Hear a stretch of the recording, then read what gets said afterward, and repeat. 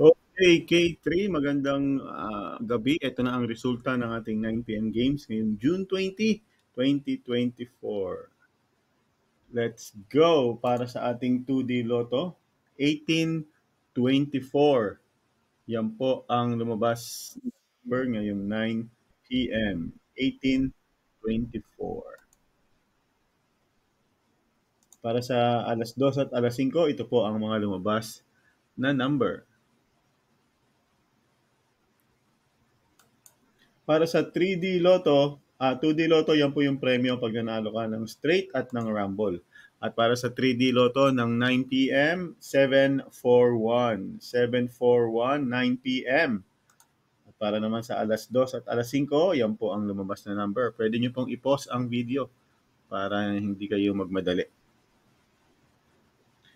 Alright, 4,500 sa target at 750 sa rumble hanggang 1.5. Para sa ating 6D Lotto, 400784. 400784 in exact order, pero ang good news po, may consolation prize kung makuha mo yung mga dulo number in order po. Pwede hanggang 40 pesos hanggang 40,000 pesos.